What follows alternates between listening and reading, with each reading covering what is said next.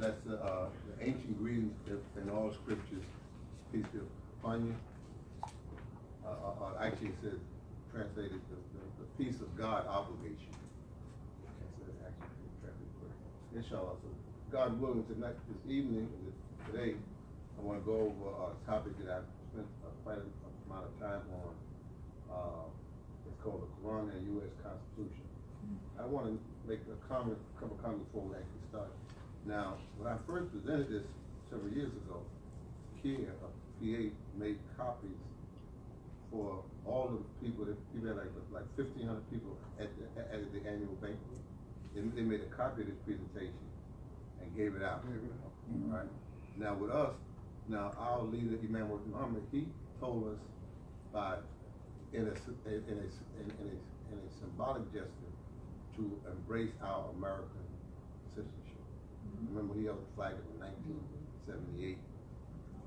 But however, we have so many plantation goats that we've been really reluctant to really understand the whole political process and what we have to do for ourselves and for the future generation and for the world at large. So this piece, what I'm really looking at today is, what I did was I gave you the full presentation. This is a multi-day workshop type of thing, and I'm going to relieve you of the fact that you're not going to take the citizenship test because you're all citizens, but you don't know what when you have the citizenship test. You know that most of us who are native born cannot pass a citizenship. That's right. You know, so it's like we're like a person who is born into a religion but don't know what it is.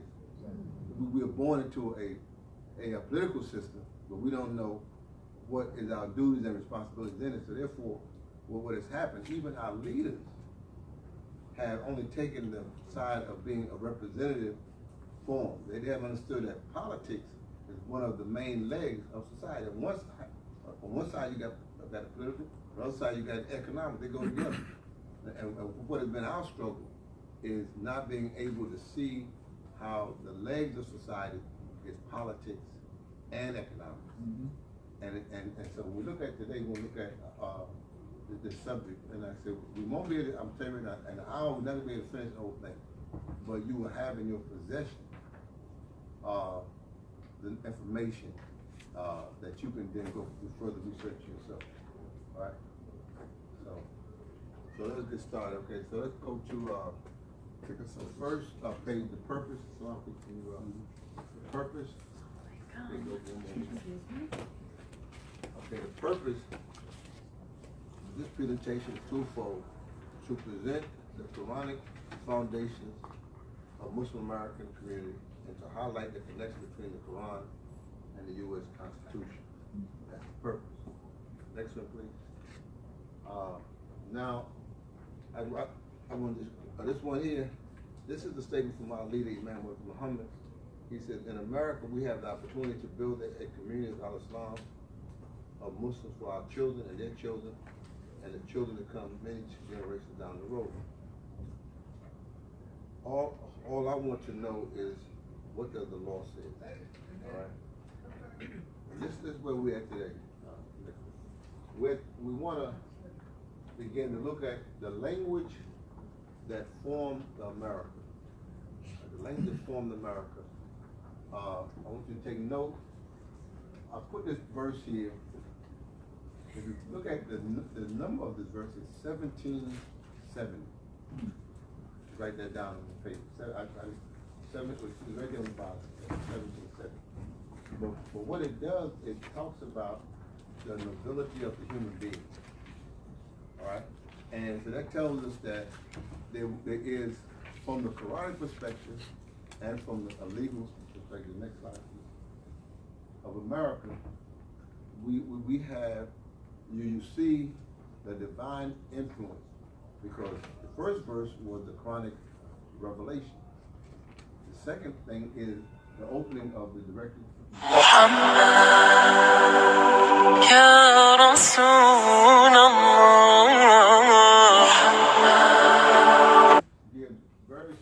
language. And I submit to you that the U.S.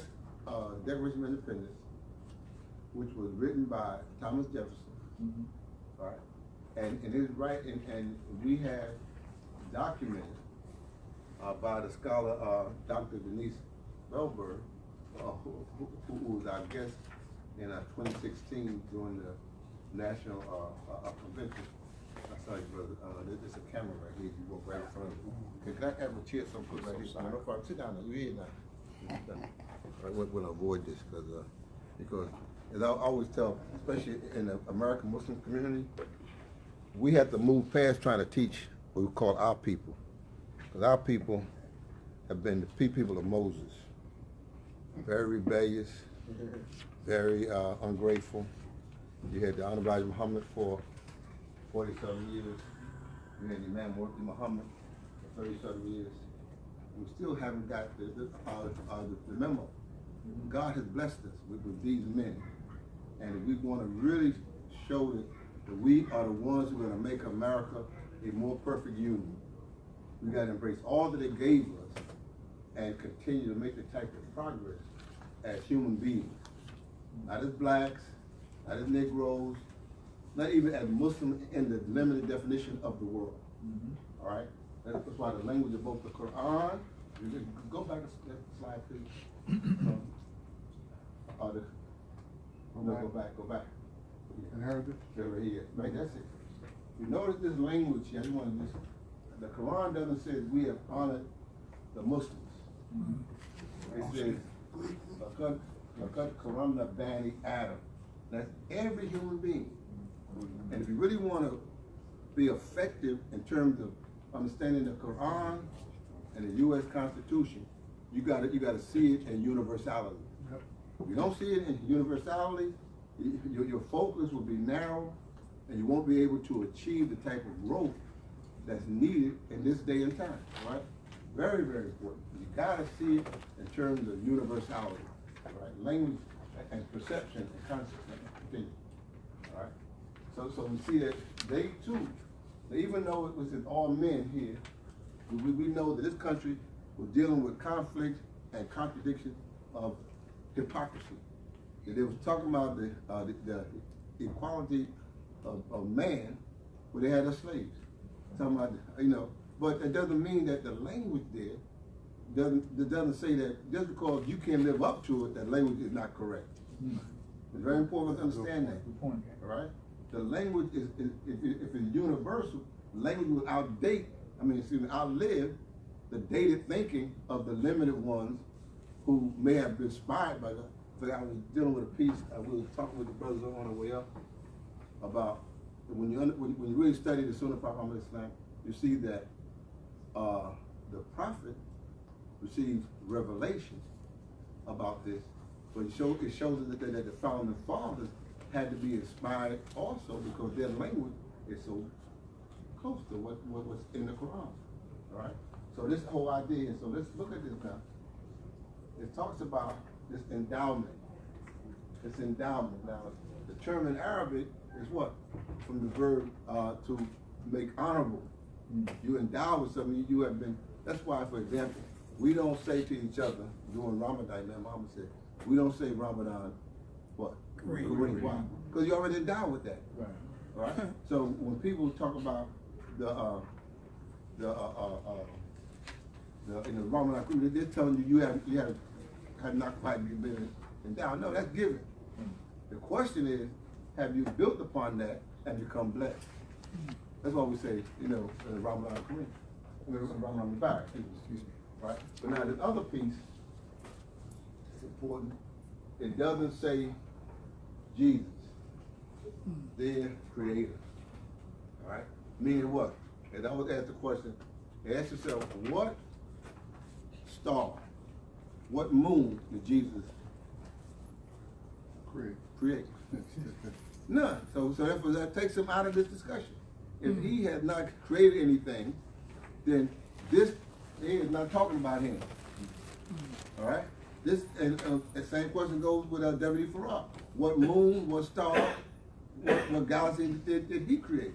It takes him out of the discussion. All right? Now, It's important for us to take note, language here, certain inalienable rights. Now, what you will see in the package I gave you, there are more rights mentioned in the Quran that are mentioned in the Constitution. All right? And you got to understand that. So the Constitution has yet to be fully developed. That's where our job comes in. Knowing what's in the Quran and helping them evolve the thinking in the Constitution of the United States. So you got to understand these rights. Not only is it life, liberty, and the pursuit of happiness, all right? But it's also other rights that we're going to look at. Let's keep moving out. There's some other packages in the back. All right. Now, let's say again, this is like, if you turn to this page, right? It says, "We the people," and I give you a verse that says the same thing from the Quran in the back, right here. All right. It says, "We the people," all right, of the United States. Now you can take this piece right here out of the United States and look at Surah Hujurat, the 13th ayah. It says, "Yeah, you had, yeah, you had nas, oh humanity." All right. So it says, we can say, "We the people." You say any place on the earth. All right. If you take this ayah here, see, it takes it to a whole another universal level. Because the next part of this statement, in order to form a more perfect union, that tells us what? One of the things that if you like me, if you came up in the Nation of Islam, the Honorable Muhammad taught us not to be afraid, right? And Imam Muhammad took us to another level of how to use the Quran to bring about the type of growth that will help us. So if you're not afraid, then that you are comfortable looking at America, looking at what has been achieved, and making improvement. This is how we must see ourselves. We must see ourselves as we take our line of purity. If you and I who have experienced, if in our development, we have to be able to not be afraid. The fear, I say again, one of the things that was done by in our early development, if you're still afraid, that means you didn't really go through the first. One thing that we learned how to do is to be bold, to accept big challenges. Well, and the Imam comes and says, here's a more important challenge. Not only you to be bold, but can you improve upon what America has done? Right? And it tells you right here, in order to form a more perfect union. That means it's not done yet.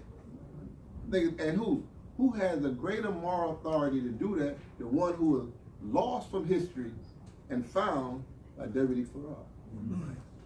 You call it lost found. I'll tell you what we put you lost from. You were lost from history. You did not know what had happened over the last so many hundred years. But now you have an opportunity to help form a more perfect union. And so doing, in chapter 3, verse 104, Allah said, "Let there arise from you a ummah, a community."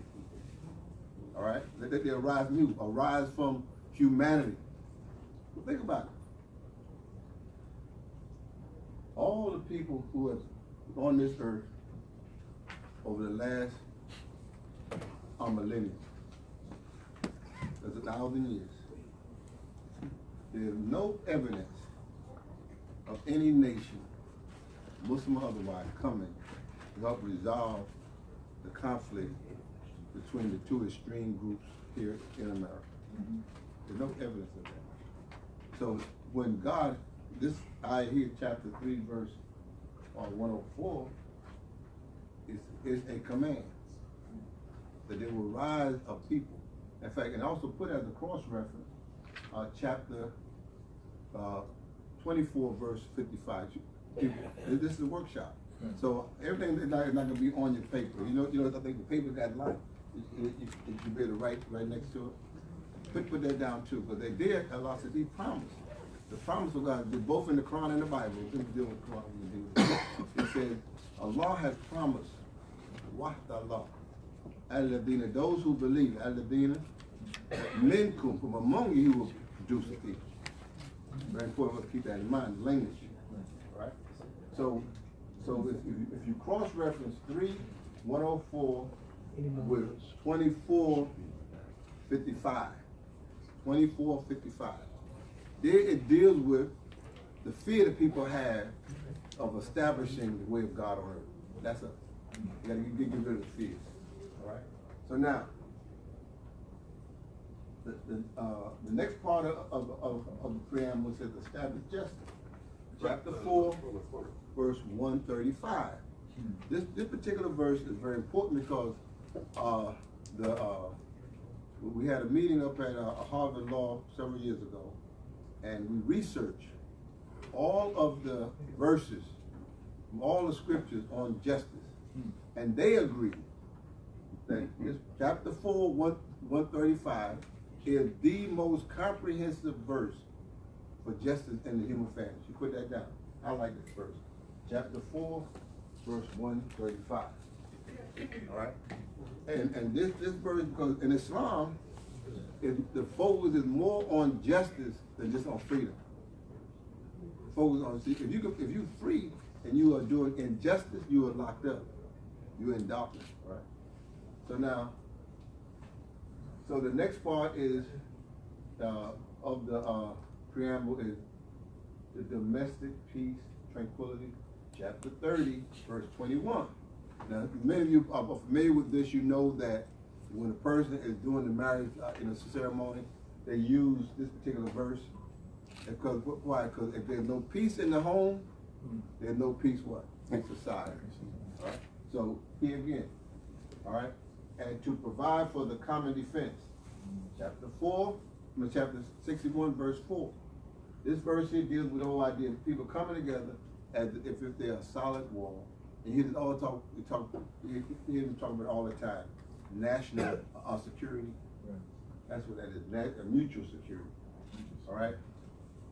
Now, and to promote the general welfare. Now, I'm giving you, and this is like a summation. All right? To promote the general welfare. Chapter 2, verse 177. And this verse is important because, it says, righteousness is not turning to the east or to the west. A lot of times we get into these dialectic arguments over stuff that's not important. You know, how whether or not brother guy is beard colored or whether not a sister guy on the scarf. No, does the individual practice righteousness, your behavior. That's what's most important. And that verse points that out, the general welfare. And to secure these blessings of liberty to ourselves and our prosperity. Chapter 90, verse 1 through 4. Now, I spend a lot of time in this particular these verses here because these are, I believe, from our study of Thomas Jefferson and his writing, this is what really inspired a lot of the thinking about how to pass on this work of building a more perfect union. All right, how did the founding fathers see the idea of passing on to the future generations? All right, then you can get the next. All right. Okay, so now I've already gone through. Click on it. Now, what I gave you was the overall summation, chapter and verse. So that means, so if right now, if you needed to know what was the Quran and the Constitution relationship, boom, we got it. And that first slide I just showed you. Now I want to take some time and outline and discuss with you a little bit more from the Quran. And then I'm going to go back to those things from the Constitution. Because you got to understand that the founding fathers were not dumb people. They were very scholarly. They did their research. And once they got the knowledge, they put it in the Constitution. Then they went to the secret society, the Mason Shriners. If anybody here is a Mason or Shriner, I've never been a Mason or Shriner. So if I'm revealing any of your secrets, only because the Lord blessed me to see. I've never been part of that. It's important because some people I had one time I was doing a lecture and a person fainted. This lady just, oh! She was the Eastern Star. I thought I was, but they have these rituals that if you give the knowledge out, you get your head cut off. Anyway, I told her, sister, I didn't know that. Anyway, so let's look at this verse here. I want to make a few points here. This verse here deals with, you hear Muslims always say this, that there's no superiority, they quote Allah says. But what they don't tell you is right here. Allah says, in the akramakum in the law atakum. He says, and translates here, he translates it, the most honorable you, very most honorable inside of Allah, and one who's most righteous. But they don't tell you, this is where some of our enemies in our community. Explain what I mean by that. Allah says the one who is most honorable in his sight is one who is atakum. Now we translate the word taqwa, mean God consciousness. Yeah, some people want to promote in our community black consciousness. Think about it now. Think about what I'm saying. Allah wants us to be universal in our thinking. And that's the goal of revealed revelation. Now, it doesn't take away from us.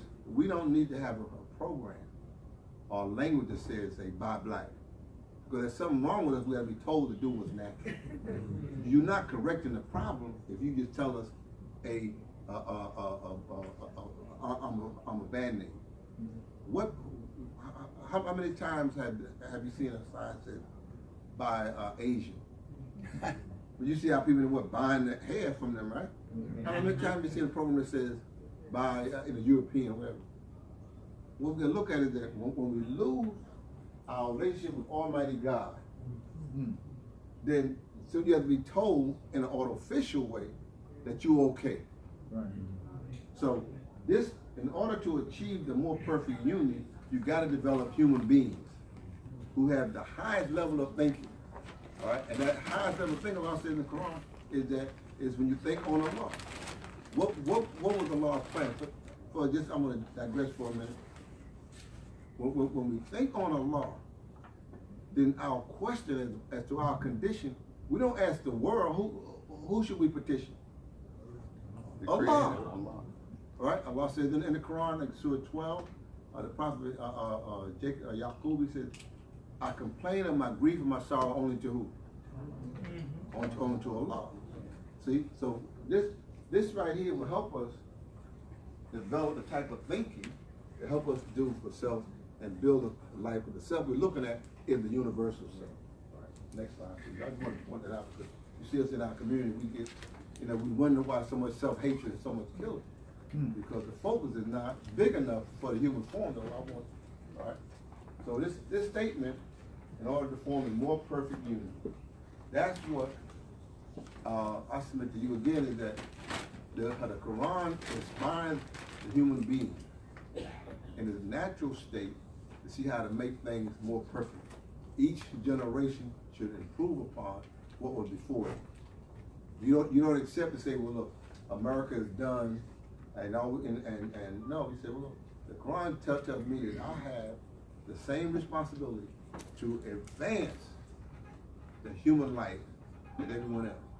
Because this is the nature of which Allah created the universe, is that it will constantly improve. Next slide. All right. Now, I mentioned this slide already. I mentioned it before, and this is where we begin to get into those who will take this responsibility. The Quran, remember now, you got the Constitution, but we as Muslims need to know, if this work of improving life for humanity is something that we should accept. Right here. God said, now he put here band of people. That's a very bad translation. The word here is ummah. Let there be a community. Now this is important for us also. If we follow the logic says that we're put into a condition that stripped us of our human essence on the outside, culturally and all that. But the human essence on the inside remain intact. So if you look at how this is worded here, it says let there arise from among you, right? What that means what is that you have these two extreme groups, we call the African and the European. Allah put us together and put the one who is most emotional and sensitive to blacks and Africans under the one who is most cold and cool. You see it even now. If you greet some people, or European, you greet them like, hey, how you doing, man? You stiff it up. Yeah. You ever notice that? Mm-hmm. So, but who has done this? Who is ultimately responsible for this? Allah. Allah is showing us that when you bring in these two groups together, what's going to happen is that we're going to become less emotional, and they're inshallah going to become more social. That's right. And that's what's going to happen. That's what's happening. So our message, I'm saying this very, very important. We have the responsibility to bring from the Quran and from the Constitution the best, so that the Quran, as you see on my pen, the Quran's on the left side. Your Islamic side should lead your American side. And you should never compromise on that, because this society is stiff. They even call it now what Islamophobia. You heard that term? Yep. Now those of you who, like me, use in the Nation of Islam, did anybody ever have Islamophobia? Did we ever have that disease? No. Did society have that disease? This disease came out since our brothers who came overseas who came looking for a different thing, but they found Islam already here. Right? That's right. You gotta understand, you gotta know the history. All right? In fact, just as a digression, everything when I digress to something is important. So I'll ask this group right here. What year was the first Quran translated by a Muslim made available to America? Important. And very important, yes. I was going to ask you about that. I just remember reading that. I think it was 18, I think the late 1800s. I think it was the late 1800s. Wasn't that early? No, I'm sorry, you're right. 1920s? Not that late? Not that late. I just read that. Anybody know? It's important for us to know this. Yeah, I know. 1911? No, 1917. 1917. Okay. 20 years ago. Right. But why is that important? Yeah. Because the constitutions that were written before, it was translated to English. So they had to be reading the Arabic Quran, so somebody, a Muslim had to translate it. No. There was a, no, maybe my question wasn't clear. There was Quran. Now, Roswell translated the Quran from the Latin in 1734. Right? Roswell, the one that Thomas Jefferson used, but it was not one that the Muslims used. Right? I mean, Roswell, Ross, in fact, it wasn't until the 20th century was there a Quran in English translated by a Muslim available in America.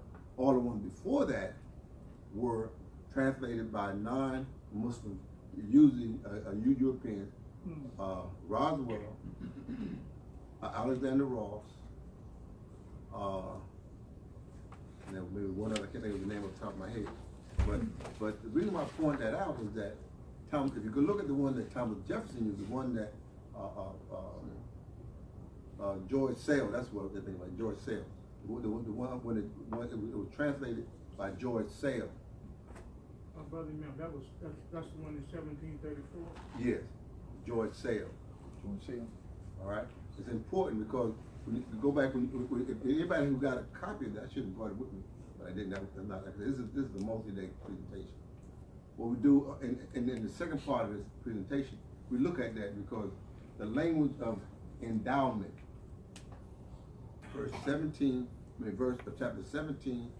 verse 70, it talks about the children of Adam. He said, we have endowed the children of Adam. When you look at the Declaration of Independence that Thomas Jefferson imposed, he got the exact same language. We have been endowed by their Creator. Right. But the reason why I wanted to point out about the English translation coming to the United States by Muslims, and it's very important in our history. We got to know this history. When our work began in the 30s, there were no translations by Muslims other than Maulana Muhammad Ali. It's important. Even though he was Ahmadiyya, all right, which was condemned by other Muslims. Right. We accepted that because it was the only one available. Right. So people coming up, I'm saying this to you because you have to understand that when you start talking about standing up for the Quran and the Constitution, you got to know the history of English translation, because many of us are still what I call you're still on the plantation of translation, and we got to do a Harriet Tubman on you in Islam. But anyway, but you need to understand the history. Right, very important. So you look at the works of the Honorable Muhammad. He's working with what was available. Right. All the scholarship what people doing now, it didn't exist. All right. So when you go back to the 30s, there was no translation other than that which was translated by Maulana Muhammad Ali.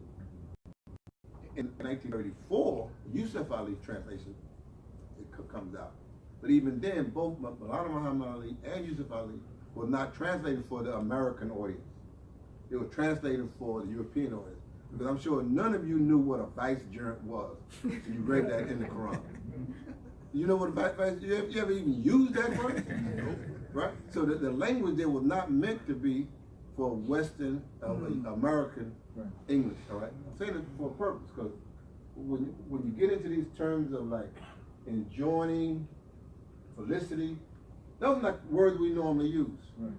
The word here, al-muflihun, means successful, means a successful farmer. Someone who planted a seed and trusted that the environment that God created for that seed to grow. Listen, you don't, unless you a person walking around, you got an encyclopedic knowledge of words, you should look that up, right? Go ahead. It's a very important point. I'm gonna pick this up. All right. Also, we don't use the word ye. Ye are the best people. All right. You are. All right. Now, this is our work. Remember that we're looking at the Constitution dealing with people. And the idea that America has is that we are to take what? Democracy and share it with the world. We are to practice it among ourselves. Well, the instructions for that is right here. You are the best people, evolved for mankind, enjoying what is right, forbidding what is wrong, leaving it alone. All right? It's the same thing. All right? The same thing. Next slide. Establish justice. You know what I'm going to do? I went over some of this already, right? And in the interest of time, I got about another half hour. I want to skip over that. We'll go down. Okay.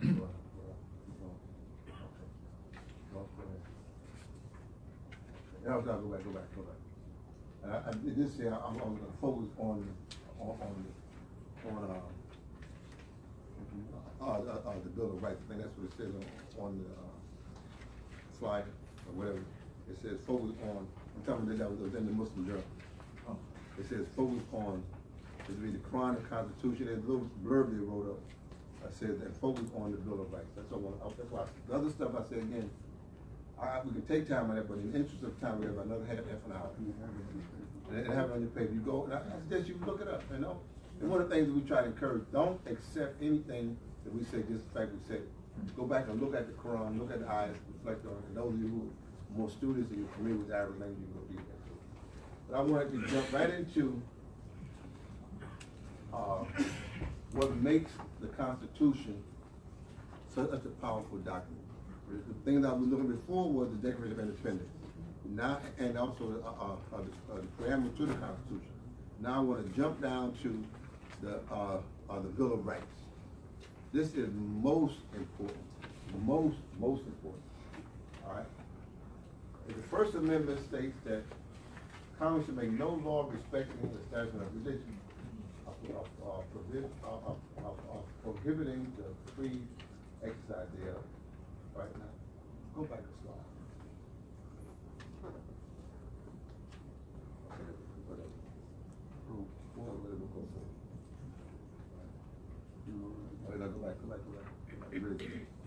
Now, where did they get this idea that of the freedom of religion?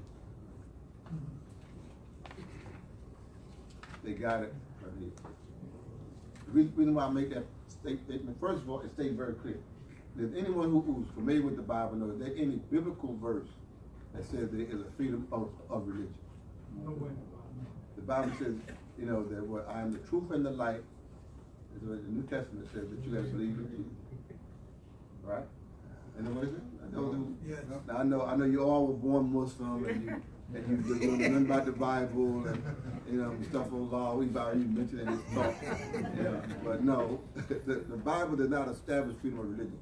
Therefore, the people of Europe had to leave Europe for what purpose? To give what? Freedom of religion. Right? Right? It was the people went to New England, people went to Virginia, Look at New York, wherever, every group that came out of Europe, the main thing they came for what? Freedom of religion. So when the writers of the Constitution sat down and they had to look for scriptural support. Something you need to understand. They had to look for scriptural support that established the freedom of religion because they couldn't find it in the Bible. It wasn't there. In fact, when you go home, inshallah, look it up. See if you can find, if you was trying to find freedom of religion, slave obey your master. If you slapped on the head, slap on one cheek, turn the other. All this is putting you at the feet of the ruling class. Here in the Quran, it states, La ikraha fi din. Right? This established what? The freedom of religion. Doesn't mean you got to become Muslim. Doesn't mean you got to become Christian. But you're so free you don't be anything.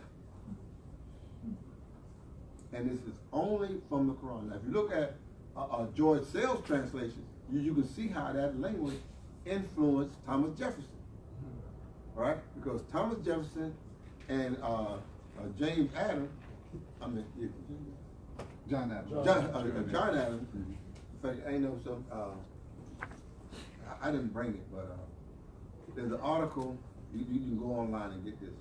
It deals with the true history of the Quran in America, and it deals with what books was most read by John Adams and Thomas Jefferson and the founding fathers. And this article talks about how both of them these guys, their Quran was well read, well annotated. The article is called "The Truth of the Quran and American History." Something like that. I got the article. I just bring it. And what happens? You find that this idea of freedom of religion is found in the Quran, stated very clearly, not allegorical. It's very clear. So now when you start talking about your freedoms, this is where we Muslims got to really understand it. If we want to see Islamic life, we got to also be respectful of other people and their religious life. That's right. Because the Quran said, La ikraha fi din. Right? It's very important. Look at the language here. La ikraha fi din. Right? Very important. So if we ourselves are not free enough, and I'm thinking that we can see somebody who's not Muslim, but still see the common humanity, because Allah has not said that there's only one way to come to Him. Right? People come to Allah many ways. Right? And so it says, truth stands that clear from error. Right? Now, what's the next slide? We got freedom of religion. Now, all these are freedoms that are in the first 10 amendments to the Constitution. All right. Now let's find out whether or not in our book, the Quran, we got the freedom of religion. Everybody agreed that we got the freedom of religion. Now we say we got freedom of speech. There's another verse we use during the wedding ceremony, but it says, "Yeah, you have to be an aminu, ataqul law, wa qulu qawlan shadida." This is looked at upon scholars as being the clear statement for freedom of religion. If a man and wife, husband and wife, don't have the freedom to talk to each other and be truthful, where else in society can you have the freedom of speech? Right. So that's why we use it in the marriage, ceremony, because you want both the male and the woman and the female, the husband and the wife, to have the freedom to speak their mind. Always speak your mind. That's what basically saying. You never be afraid to speak your mind. Never be afraid to be truthful to your own thinking. All right. Next slide. The freedom of the press. Allah says, this is part of the first in the Revelation. And then, as you think about this now, you can read it for yourself. I want to make some, what was the first thing that the current president began to try to discredit? The president that's about false news. Fake news. Fake news. Well, here Allah tells us the power and importance of the pen. Because think about this. You and I would never know how bad we were treated unless they wrote it down. You can go now in books of history and find out the barbarous, basically like thing they did to us. But we didn't write that down. Who wrote it down? They did, by the pen. By the pen. So the freedom of the press of recorded history is in the very freedoms of the human soul that Allah has given it. You know, somebody's always recording. We say angels, all right? But in practical sense, somebody is recording. And now with all the technology we got Facebook, Snapchat, Twitter. We put everything we doing now. It's all over the world. No longer is hidden anymore. All right. But this ayah established that.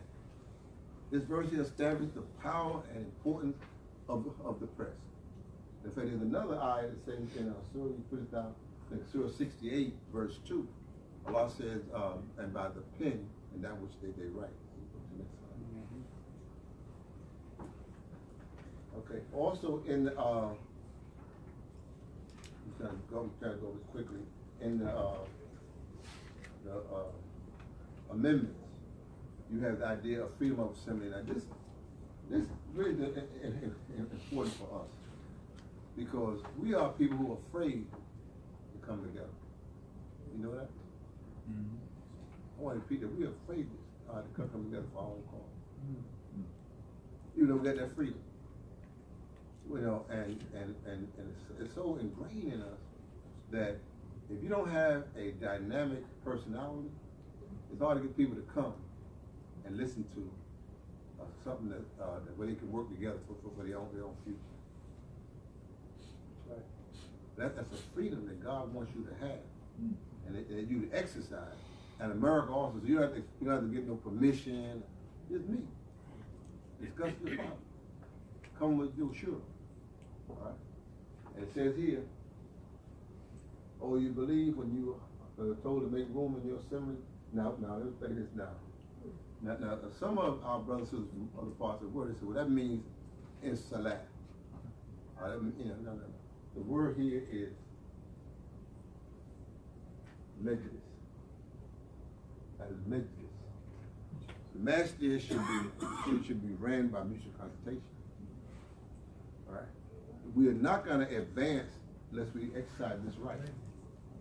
Majlis means coming together. It's a sitting to discuss the affairs. It's majlis ashura, you call it. It's come from this idea, in that any community that doesn't have a forum by which people can come together, they can assemble and look at their problems. Not only come together to riot or come together to protest, but come together and just discuss. It's like this. I was telling brothers and sisters, I said, look, the best football teams do what? Huddle at the win. Every play. They have certain scripted plays, but they huddle. Because why? They say, look, well, we had this offense plan, but they didn't change their defense. Right? So they have to come up with a new what? Offense. And the defense says what? They huddle too. They did this on offense. We got to do this, right? But here we are. What I'm saying is very important. God tells us that we are to make room in our assembly. That means that if we got a situation, like as I travel around, I see many masajid where we got a common illness. A lot of our young people don't huddle with us. They huddle with their friends on Facebook, on Snapchat, Twitter, and they are missing the benefit of what we have experienced because we don't follow this rule, freedom of assembly. Right? We don't invite them into our decision-making council, our mentors. In fact, in many massages, I find don't even have them. All that wisdom. I was talking with a group one day. I had a lot of brothers what they call old heads. I said, look, there's over 1,000 years of wisdom here. There's over 1,000 years. I said, y'all sitting here like lumps on a log. You done retired waiting on your gymnastics. That's what I'm telling you. Rather than saying we're going to share what we have. Now, I'll make this because it's so important. All right? When you are told to rise up, rise up. When you're told what to share, rise up and speak up. All right? If you know that our community is not just to be just any old community, all right?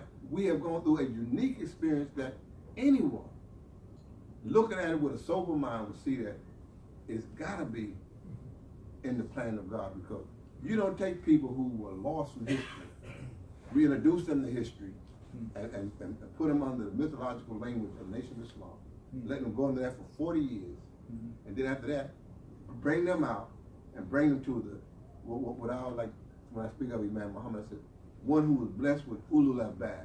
Ulul Albab is one who gets the first insight of how knowledge itself is formed. That's what Imam does. That's what he's given. And he teaches us how to read scripture, how to read science, how to read everything. You get all this, and you sit down with it. Do less with that than you did with the mythological teaching. That's right. God, then what's your consequence? You make the choice, but you don't control the consequence. All right, let's move on. I just want to say that because I see it, as I go around, I see this stagnation in our community, which it shouldn't be. It should not be, because we have too much wisdom. We know what we are responsible for. Okay, now, freedom of, now, I want you to notice that in the Constitution, it doesn't deal with association directly. But I want to point this one out because we went through a period where we lived in a society where we were not allowed to associate with certain people. You know that? African American, that's why we had to form our secret society. You know, we would have someone like Prince Hall, very, very light-skinned African American, who once he was rejected by the white Scottish Masonry, he had to go overseas, get his charter, come back. All right, it's very important. So our association, you think about it, our associations that we have are not as strong as those who are made by independent thinking people. Very important. So this freedom right here, I tell you in the beginning, the Quran gives you freedom that even the Constitution don't give you. And you don't have to explain to anyone why, you know, I'm telling you this, you understand the psychology. You can be a group of African Americans, we standing up talking, and European will feel nervous. Why y'all? If you're in a class, have you ever been in a class with them, right? And you just sitting back, 2 or 3 African Americans talking, they want to know what's going on. What are you talking about? What are we talking about? Now, you don't care what they talking about, you know. But you see them talking, they see us talking, right? Because they don't think we should exercise this freedom. Very important. But as a Muslim, back to what I said before, as a Muslim, you have a freedom that even America don't give you. And you can exercise that freedom as one who has accepted the responsibility of representing the best of the human being. Go to the next one, please. All right, so this one is very important. The Quran deals with the right to dissent. All right, let's stop having, in our collective groups, group thinking. Group thinking, everybody say the same thing. I'll give for example. You had a meeting, everybody sits around the table. You got, this comes to get the point you have mentioned. And brother A says a point that you agree with. Then you don't have to repeat what brother A said. Let's move on. All right, now if you disagree with what brother A said, you have the right to dissent. But just go, if you agree with what he said, why you gotta then, you feel you gotta say what he said, you're gonna say. Then your meeting that's supposed to be an hour, before it becomes 2 hours, we're doing what? Repeating rather than doing this. If you got dissent, that means that, and the Prophet said that disagreement in this community is a blessing. Right? If you're disagreeing, that means steel sharpens steel. You're trying to come to the best conclusion. If all you're doing is agreeing, why are we spending all our time agreeing? you already said that. And then take you one step further. This word, no, not in this eye, not in this eye. But what is the name for the what did God make Adam? Khalifa. What did that word mean? Ruler? Leader? To look back comes from a root. Look back. Look back. But in its 10th form, what does iktalifat mean? The same word now, but they're not in the 10th form. one who disagrees. Adam breaks the free thinker in the environment is in disagreement with the environment. Everything in the environment is Semitic. Allah creates the Khalifa to bring new perspective. Right? Let me take this a little further. If you are disagreeing just for the sake of disagreement, that's not what this is about. This is disagreeing to advance the thinking. All right?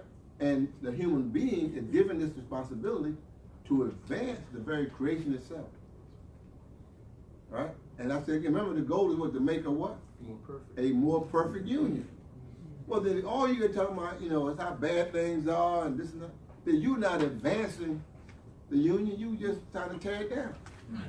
All right? You should be one looking at, well, look, I see this problem we have here in government. All right? Then I think that we should do it this way. I want to recommend we do it this way. That's the dissent that Qur'an is talking about. Because you're coming from the principle of the Khalifa, iktalifah. You have a dissent, but your dissent is evolving the thing to a better state. Right? Understand that? You understand? You're not just dissent, you don't want to be in any situation whether you are a member or you're a leader. Well, you're just repeating and rehearsing the problem. What do you call that? Lamentation. Right. Oh, things are so bad, brother. I don't know why the believers ain't doing this. That's not dissent. Right. That's lamenting. Right? Let's go to the next one. Mutual consultation. And this is, I spend a lot of time, we have a whole section on this. Shura. The word shura, it says, consult with them. Right? Now, before I deal with this, what is the first time in the Quran Allah tells people to consult? Anybody know you read it? I'm sure you read it not long ago. In Surah Baqarah, what should the man and woman do about breastfeeding? Should consult each other. The first shura is in the home. Now, I said this is a side. I don't go to this here, but see all this adult here.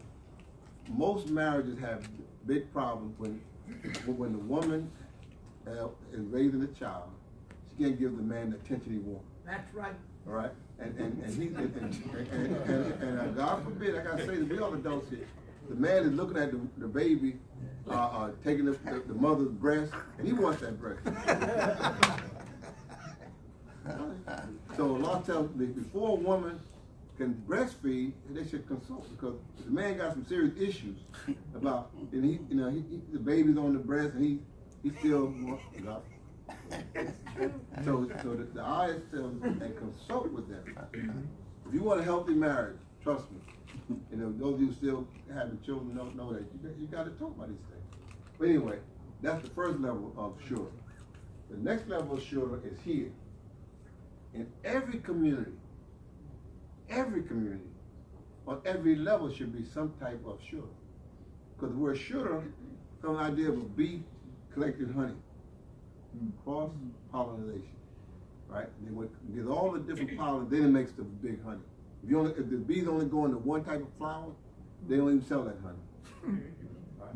Shura means that you get everybody's opinion, even a dissenting opinion, right? Because once you form the position, you want to be inclusive. One of the reasons why this society is having the problems having today is not doing the shura. You got the Democrats versus Republicans. I always tell people, whether right wing and left wing, all belong to the same bird. So don't try to fool anybody that the Democrats want something different from the Republicans. They want it a different way. But the word here, assure.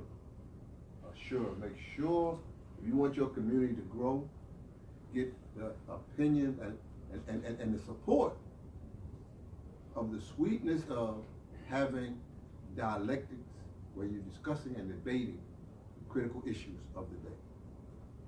Right in the Quran. We'll go to the next one. Okay, now this is one that most time people quote, chapter 42, verse 38. But I want to put the other one first because this starts with the individual. Right? Yes. Mutual shura. it's you're only getting sure from people that are like you're not getting sure from anybody. Like the people you get sure from, it has to be from respectable, honorable, like people that. Oh, you have to. Okay, there are rules people, for sure. Right, because people, I've heard them say, anybody, a guy, No. Yeah. Go back to the eye before that. No. No, go back to one with respect. Go back right there. See, the language is very clear. It's dealing with, first of all, the people who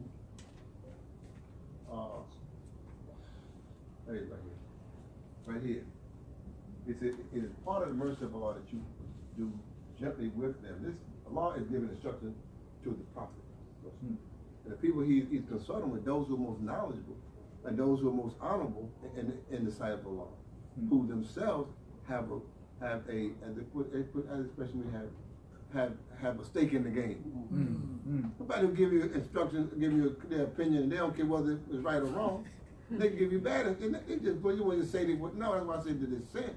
As somebody who want to make things better, all right. If you just dissenting because you want to keep us in argumentative and all that, that's not a sure.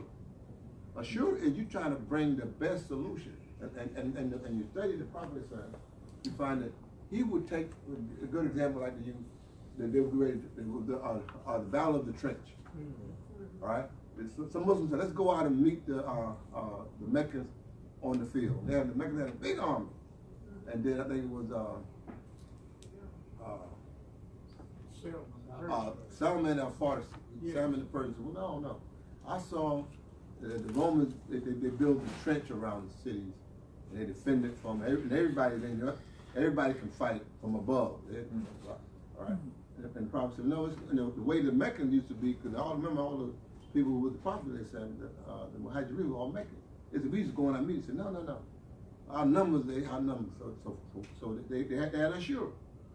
Of those ones who knew about war. That's correct. Then you get a brother or sister who was he was a vendor on the corner selling incense.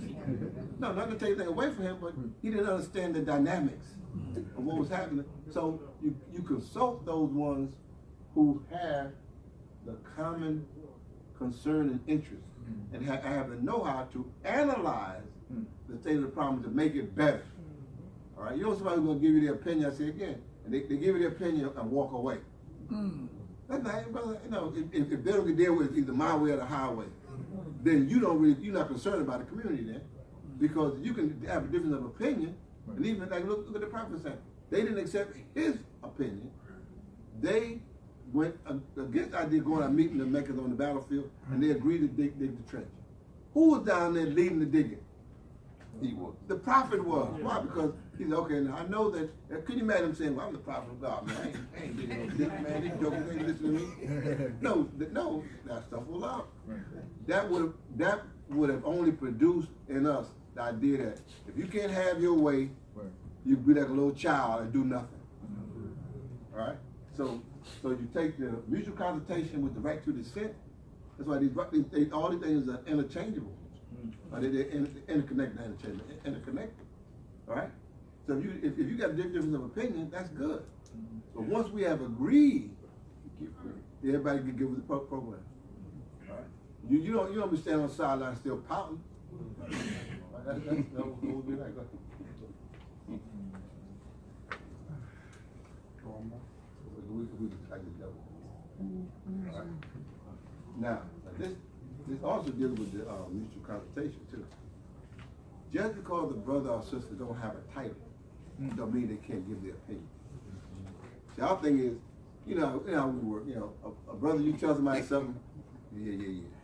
And Imam comes along, oh, yo, deep, brother. Yes, sir, brother, man. Listen, I just told that guy the same thing. And he didn't hear me. He got equality for the law. The person, is giving you their position. And that position is right. It does not, they don't have to have a title to make it. That's why, we don't have that. We don't have this idea of the hierarchy of like royalty and all that stuff. Everybody, we go to make prayer. Is there a spot saved for the people in front? Is there saved for all of the dignitaries? Gonna be in that first row, brother. All right. So this one here, that's why it says here, and stand firmly. Stand, and this, you have to insist on this, that if you want to see the community better, using the Quran as your strength, and now I'm not talking about your masjid now. I'm gonna make sure that's clear. When I use the word community, I'm not talking about a masjid you belong to. That's a masjid. When I say community, I'm talking about the community of Muslims that you are affiliated through history and circumstances.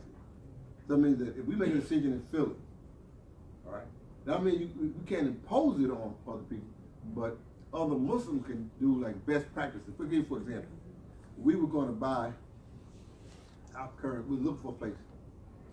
And so we recommend, look, before we go out and do this, let's do a feasibility study. People never did say, well, why are you talking about that? I'm the Imam Emeritus. I can make suggestions and things, and you know what I mean, I don't have to go, you know, I'm not the resident Imam, so I'm a lot freer in terms of my thinking. I'm not trying to, so I said, well, we should do a feasibility study so that we know where the community is at with this big project we want to do. It's a multi-million-dollar project. You say, no, I'm telling you, you're going to ask people to make a long-term investment. So you want to get the consensus. The consensus, because along with Shura is what? Ijtima, consensus. And so we did a consensus. We did the monkey survey, you know, the monkey key, you can do this survey on the computer. And also we had some people who don't have computers that did hard copy. We got like 88% of people agreed. There was a very vocal 12% who didn't agree, but the 88% agreed. All right, they agreed to take on the responsibility of purchasing this campus. So those who've been to Philly, see, we got the whole campus now. But before we could make that move, we had to first do what? Take a consensus of the people, ask them, you know, are you willing to commit yourself and your family and your children? Because this is a heavy nut we're taking on here. All right? I mean, and I find that communities who don't do the type of mutual consultation, right of dissent, and equality, they stay small. You come back and say, damn, you've been here for 25 years. When y'all gonna move? I mean, I gave this example. If you come to the mansion, you bring your son. In 25 years, he's an adult. So that small space he used to take up, he's not taking up a big space. If you got one Muslim, one new convert per week, one new believer. So in 52 weeks, you got 52 new believers. In 10 years, you got 520 new people. Am I right or wrong? I'm just doing the math. You do the math, right? You tell me that you have not moved and improved on the condition because you're not doing the things that will help you grow. And the best way to help you grow is to find out what are the people willing to commit to. That's right. Mutual consultation.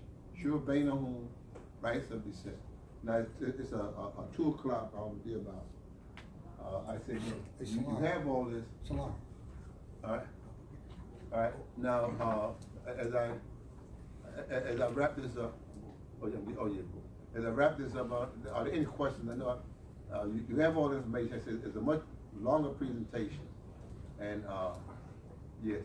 Yes, assalamu alaikum, brother. Going back to what you were talking about with the translation of the Holy Quran, I believe that Imam Muhammad said that if he wanted to do his own translation of the Holy Quran, obviously, Allah called him back. Is there anyone that's working on that now from our community? I know a number of people working on it, but Imam also gave some qualifications. Yes. Right? I was with a group of young people down in Atlanta. They want to do it. They started everybody online translation. I told them I was bad. Everybody's giving their, and the Imam made it very, very clear to us.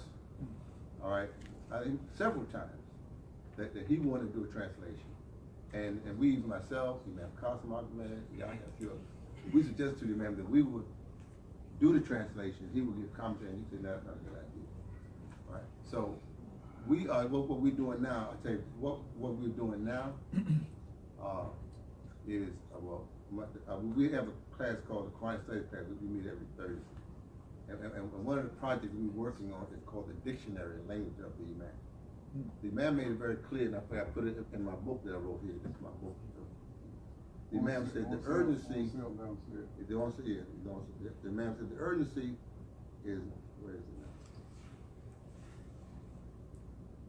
now? I wrote it here where the Imam said the urgency is not the Arabic of the Quran. He said the urgency is not to give you the Quran, the urgency is to give you the light of the Quran.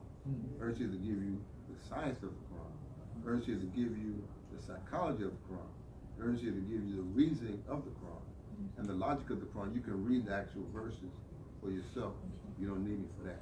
Now what I put that quote in my book here because the work that I believe that we have to do is, I'm talking about you and I, you are and I are the generation of the transition. Then all of us here, anybody in this room right now, you have to raise your hand. No, you do have to raise your hand. Anybody in here under 50? I mean, all of us are over 50. I would like to be. No. You're all over 50. No. I'm saying that what we accomplished, all right, was that we went from the no Quranic studies in the Nation of Islam, right? And those who know me from New York, I got in a lot of trouble because I was one of the few who did study the Quran, wrote on the Quran back with Maisio Aziz in the 60s and early 70s. All right, so those who know me know my work. And I did a 5-volume set on the Quranic. First I did it on Maulana Muhammad Ali. Then the Imam told us, well, we're not going to deal with that anymore. I did it on Yusuf Ali. But I find that in our community, the greatest thing you could achieve was making the transition.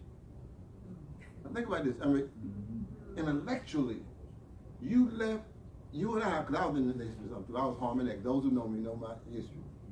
You know, somebody remind me of some things I did. Alhamdulillah. But anyway, we made a transition where we took our mind was taken, where we followed somebody most of us did not know. We didn't know Imam Muhammad. We didn't know him. And look, he didn't walk in the room right now. We wouldn't have known him back in the day. He was walking now. I was not for long. But we made that transition, and we left the old teaching. Right. You know, we knew who was the original man, making on the cream of the planet Earth. We knew all that. Right. And then we knew that, you know, we knew about Yaku's history, the deportation of Moon, the mothership. Don't pretend like you don't know what I'm talking about. You know, believe this. That's what we believe. To make that transition and still remain sane was a fantastic achievement. I mean, you got to put it in context, brother and sister Muslim, right? And then this new mind for 33 years, Imam Muhammad gave us a language. Let me share something with you. We were invited to Morocco to speak to the ulama there. We have things going on, look at that called the Marrakesh Declaration. And they want to know, how do y'all make this transition? In fact, right now we are consulting with some of the more moderate Muslim states now, because they want to know, how do you avoid the extremism that plagued them? Right. Remember that most of the violence in the world and terrorists is not in America, it's in the Middle East. Right. It's in North Africa, it's in Yemen, it's in Afghanistan, Pakistan. Right. They want to know, how do we avoid having years of war, because those who left the old teaching, there were some who remain behind. Right? So I'm saying to you that the most important thing for us to do now is to document the language. What was the language environment that Imam Muhammad put on us that kept us from going insane, number one. And number two, remaining productive. And number three, not having war with the brothers and sisters who remain in the old teaching. That's our job. That's what I believe is our job. So because that in itself, so what we're doing is we are collecting all of the different definitions. Because Imam Muhammad says, in the definition is the direction for the life. That's the key. Right? That's the key. And the reason why I say that is this. We don't need to have people coming and telling us how to follow the Quran. That's right. And let's explain why. When we were conquered by and put in slavery, what was the state of the Muslim world? Did they get conquered? Yes, they had already been won. They became what? The British, the French, the Italians, the Germans conquered them too. Did they ever lose the Quran? Yes. Did they ever lose the Arabic language? No. Did they ever lose the Hadith? Did they lose the books of fiqh, Usul al-Din, No, and none of Tafsir? The thing that we bring to the table, people, don't overlook your blessing. We bring to the table. You can get any Muslim up here, he can read these verses. I said before, when I first did this, the first group to come and say, man, we want to reproduce this, was kids. And they gave it 1,500 of these out at their banquet because it showed the Muslim the connection between the Quran and the Constitution. Right? They just, our community, we standing back. The Imam gave us the key in 1978. But I say that our concern is not just knowing Arabic, or even translating the Quran in Arabic. Our concern is bringing, as the Imam said, the science in the life. And inshallah, some of our children, or their children, will take the responsibility of translating the Quran into Arabic. I mean, into English. Oh, assalamu alaikum. Thank you, ma'am. Thank you, brother. And I look forward to seeing the rest of it. Can we contact you, or Yes, sir. do you carry this in other places? Will there be some Muslim Journal conferences? Yes, sir. And also, I'm going to visit y'all in Chicago. Please do that. Because I'm going to come home. I have to go out there. Let us know what you need. Okay. We'll try to help you if we can. Inshallah. This brother and I traveled with his father. He knows that. And I made a commitment to look out for him. That's why in the 10th year, I feel that commitment. all right, so we're going to be there with you. That's all right. So the goal is, for us, I'm talking about an adult here now, all of us here over 50, is to just remain sober-minded. Why is that so important? Our children are drinking the wine of the world. So some of them, they go to other communities and they get drunk with, a lot of dress code, and they like the Nation of Islam, but now it's called the Salafiyah. Everybody walk around, they doing this now. And you got to understand, no problem, we were there. So when it comes to translating the Quran, you got to first produce the type of moral life in the people. And they will translate the Quran with the type of universality. And I told the young people down in Atlanta, I said, you're not ready for this. Don't just you translate the Quran, this a lot deeper than that. Let's first live it. Let's demonstrate that we got it in our life. And then the translation got to come, inshallah. I believe we have the children whose minds are not bogged down in that fear of trying to impress immigrant Muslims, white folks, other Negro, black people. When you're free to just do it for Allah's pleasure, then you can translate the Quran. But I don't think we're ready. That's what the Imam was saying. I don't think anyone, be honest, and that person may exist, but I don't know it. Yes, sir. And can you make an effort to invite us all to study more of Imam Muhammad's? Absolutely. Because it's in that I know we get our greatest benefits. And for us, this is a big witness. For us, the goal is, I say again, the Imam Muhammad's commentary, we call it, right, is going to help us, help ourselves, number one, and number two, be able to speak to the universality of the human being. That's what's missing too much in our language. We think that we only here to help, help other Muslims. No, Imam Muhammad, his title was the Muslim folks for what? Human salvation. All right. So, and let's go out and share this where we at. And our young people got to see that we have not missed a beat. For us to still be moving forward. Okay, we were, in fact, brothers remind, we were at a meeting with the American Jewish Council right here, right in New York. And the head of them said, how is it that, this is a story, he says, how is it that your leader is the best kept secret in the world? That's right. That's right. He said, how come we don't know more about this man? They kept him here. Right? No, we kept him. We kept him. Yeah. We kept him.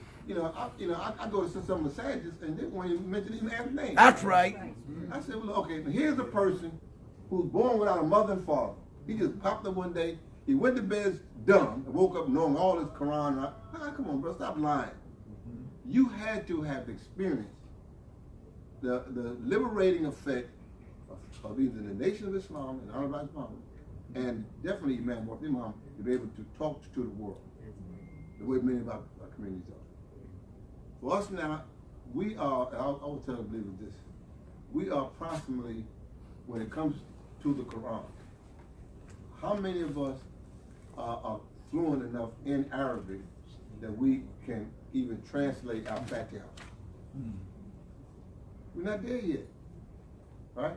And I say again, our main concern at this point is preserving what has made us unique.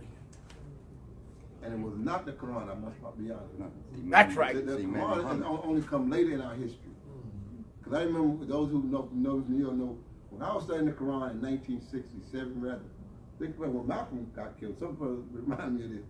I was a student of Malcolm's secretary with Maceo Aziz. I was a young boy. I wanted to learn Arabic. I know how to read the Quran, you know. And that time, our community, I was blackballed and scorned, and I mean, that was, you know. About 6 brothers. That's right. That's right. He knows my history. But Allah blessed us to stay focused.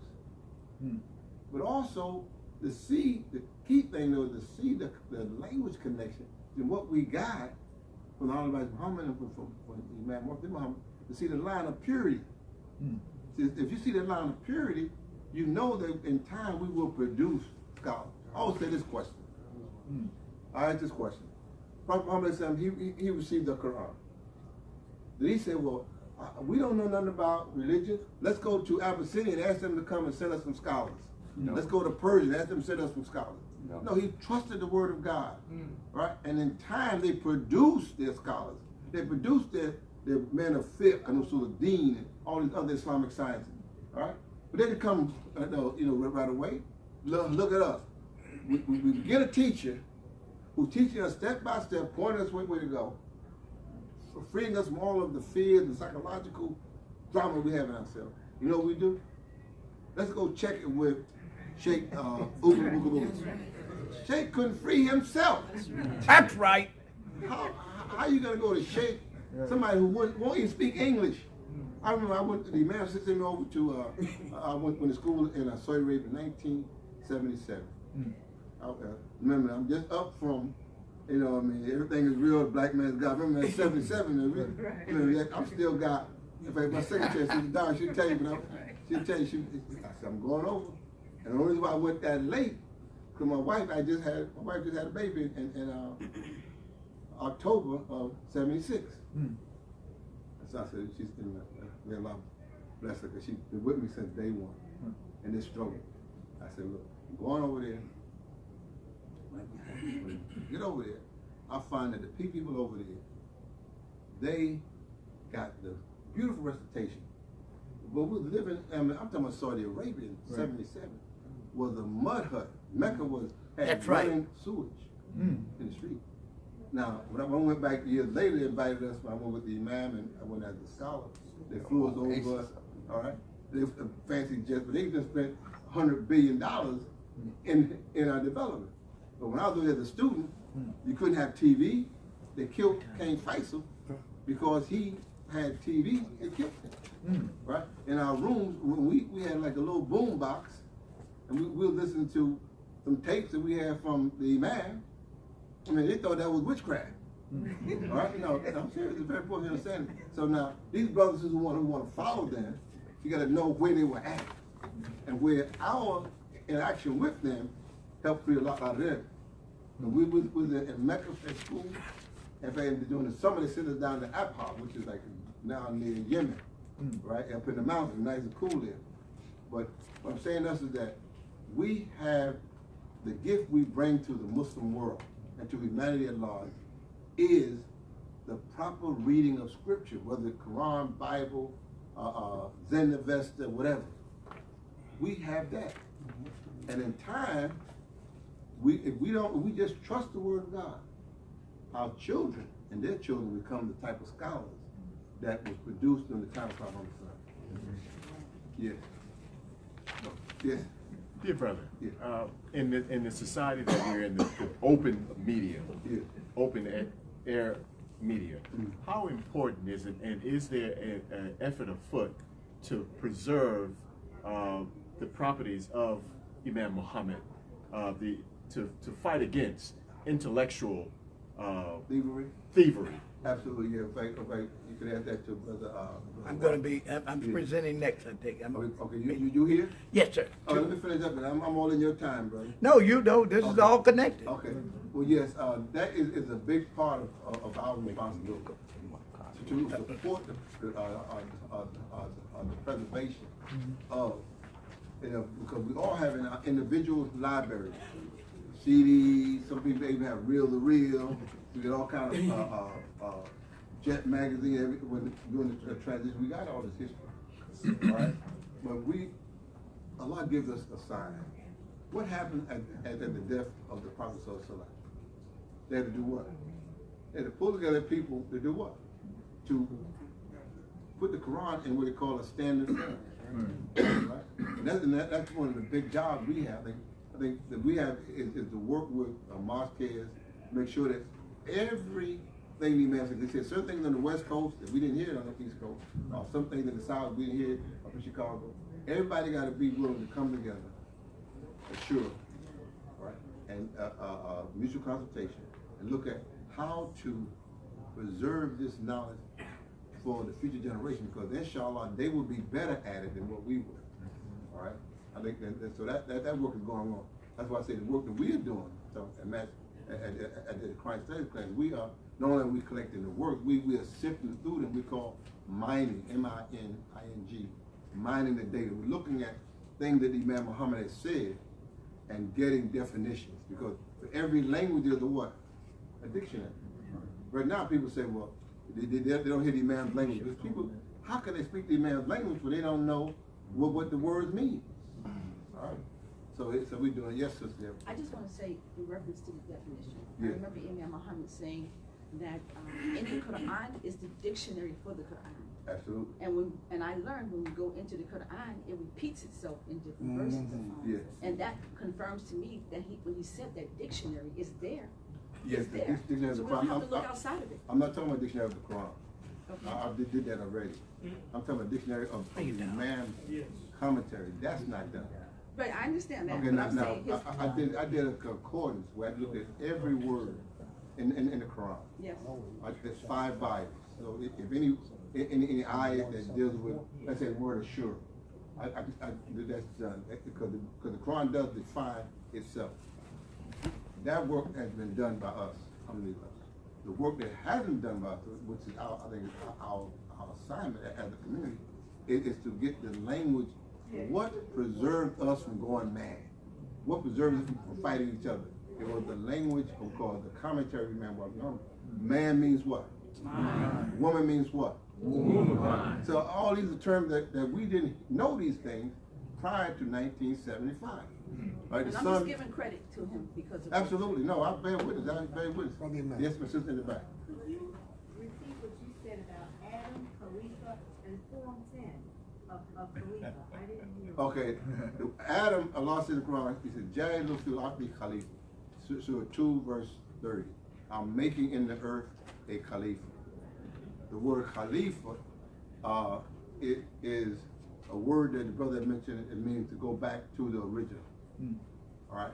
However, the idea of Adam and the Khalifa, the choice of the word Khalifa, means one who is controversial. All right. One who is controversial. All right.